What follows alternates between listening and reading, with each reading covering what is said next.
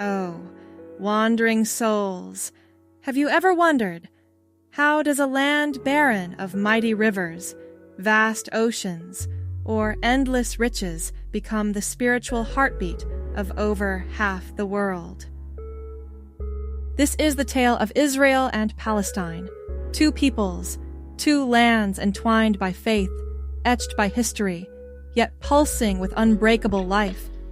A place where the past breathes through every ancient stone, prayers echo across generations, and hope. Hope clings fiercely, defying every storm.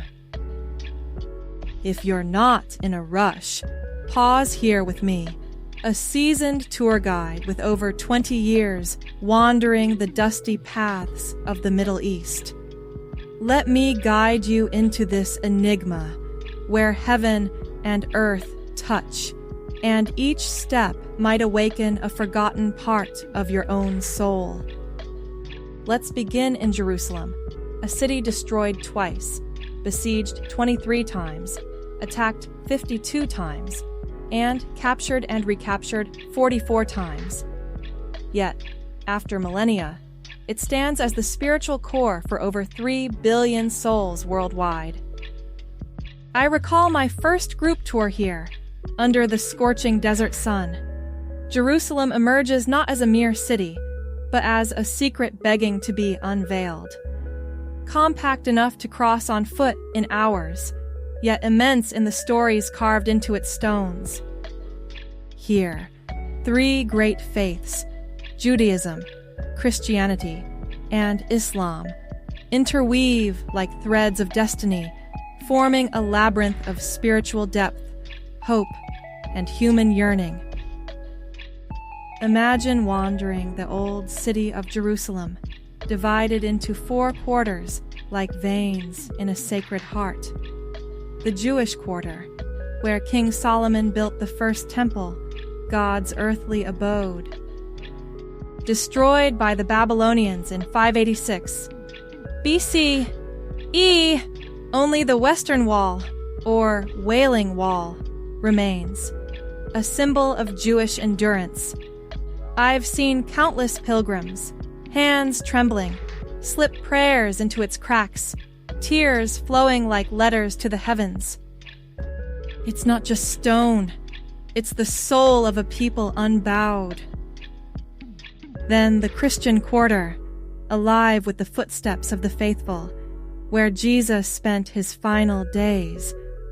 Follow me along the Via Dolorosa, the way of sorrows, where he carried his cross to Golgotha. In the Church of the Holy Sepulchre, kneel at the stone of anointing, where his body was prepared for burial. I once guided a group from Europe. As they touched that stone, the air grew still, filled only with sighs and whispers. This is where life triumphed over death. 3 days later, by Christian belief, he rose, the cornerstone of faith, making every corner of Jerusalem overflow with reverence and longing. The Muslim quarter, the largest and most vibrant, buzzes with bazaars, ancient mosques, and the call to prayer soaring from towering minarets. For Muslims, it's the launchpad of the Isra and Miraj, the Prophet Muhammad's miraculous journey to heaven from the sacred rock on the Temple Mount. To honor it, they built the Dome of the Rock, its golden dome gleaming like a beacon of eternal faith, and the Armenian quarter, small and serene, tucked behind stone walls and monasteries, where the Armenian community preserves their language and rituals like a quiet flame through time's winds. In this symphony of cultures, they remind us of steadfast roots. Not far from the old city rises the Mount of Olives, revered by all 3 monotheistic faiths. For Jews, it's the resting place of over 150,000 souls, all facing Jerusalem, awaiting resurrection. Christians link it to the Garden of Gethsemane, where Jesus prayed before his arrest, and the Chapel of the Ascension. Muslims believe it's the site of the final judgment, with a bridge leading the righteous to paradise. From its summit, gaze over Jerusalem, a moment that still stirs my heart after all these years. A short journey south brings us to Bethlehem, the cradle of faith, birthplace of King David, but eternally famed as where Jesus Christ entered the world, altering humanity's course. In the Church of the Nativity, built in the 4th century by Emperor Constantine, kneel at the 14-pointed silver star marking his birth spot. Each year, hundreds of thousands pilgrimage here to pray and sing the first Christmas hymns. Yet Bethlehem holds shadows too, scarred by the Israeli-Palestinian conflict, divided by an 8-meter concrete separation wall that severs lands, people, and dreams. Amid the gray slabs, resistance blooms through art. Banksy's works like the girl frisking a soldier or a dove in a bulletproof vest, reminding us that even in war, humanity dreams of freedom and wields beauty against brutality. Amid the Holy Land's ancient legends, the Ark of the Covenant, or God's chest, stands as one of history's most sacred mysteries. Per the Hebrew Bible, this gold-covered acacia wood chest held the 10 Commandments tablets from God to Moses on Mount Sinai, plus a jar of manna and Aaron's rod. Atop it, 2 golden cherubim formed the mercy seat, where God's presence dwelled. To ancient Israelites, it wasn't mere relic. It was God's earthly manifestation, housed in Solomon's temple's Holy of Holies, entered only by the high priest once a year on Yom Kippur. A divine weapon, too, bringing victory in battles. But its greatest enigma? Its vanishing after the temple's destruction in 586 BCE. Hidden? Destroyed?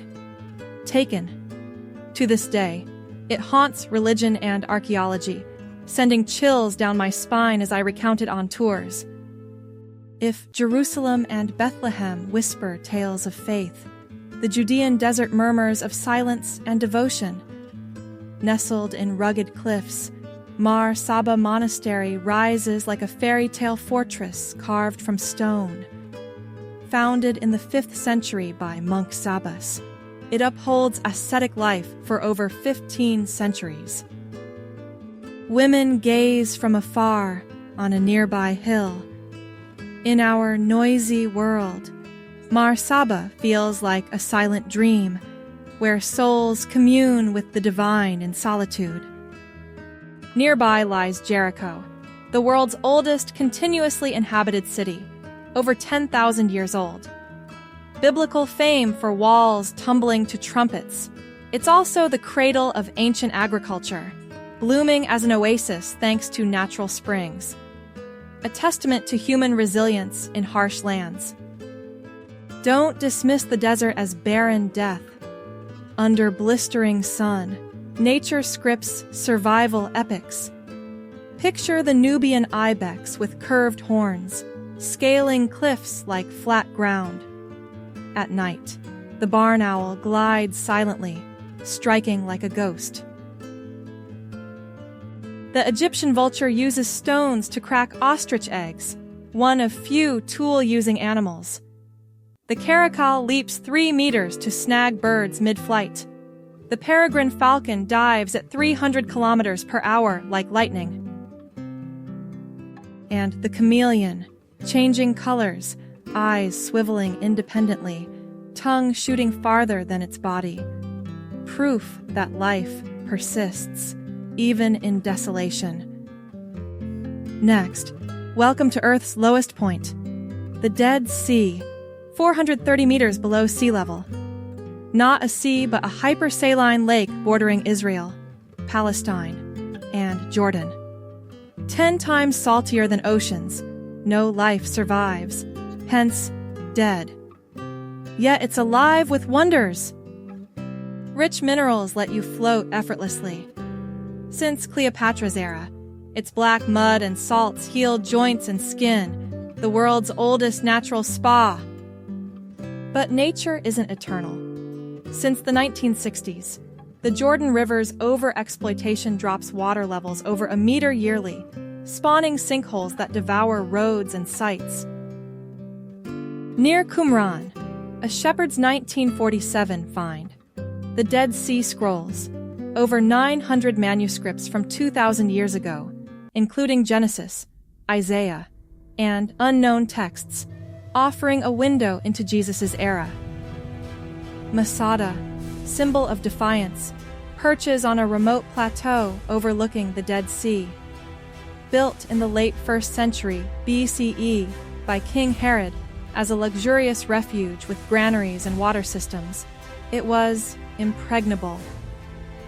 In 73 CE, after Jerusalem's fall in the Jewish revolt against Rome, 1,000 rebels made their last stand. Besieged, they chose mass suicide over slavery, a declaration that freedom outvalues life. Today, a UNSCO site, every stone echoes unyielding spirit. In the heart of southern Israel's arid Negev Desert, a surreal spectacle unfolds like another world. Maktesh Ramon, a crescent-shaped erosion crater, 40 kilometers long and 10 kilometers wide, with twisted cliffs in reds, oranges, yellows, and blacks like an earthly palette. Not volcanic or meteoric, but sculpted by wind, water, and tectonics over millions of years. For geologists, a natural lab. For travelers, a humbling vastness. At night, one of the Middle East's top stargazing spots. No city lights, just the Milky Way over ancient depths. And in 2025, explore Kibbutz Neot Samadar in the Arava, recently named a top global tourism village by UN Tourism. Blending art, nature conservation, and renewable energy, it offers sustainable experiences like art workshops and organic feasts, a highlight of Israel's green tourism boom.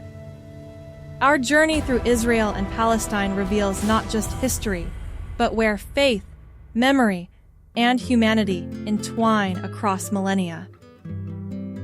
In 2025, tourism surges, 16.7% more arrivals in Israel from January to June, with recovery in Palestine's West Bank showing 40% job growth in the sector, despite challenges.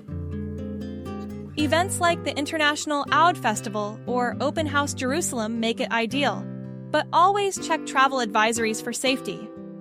If this touched your spirit, and comment your Holy Land dreams. Each response fuels more wondrous tales.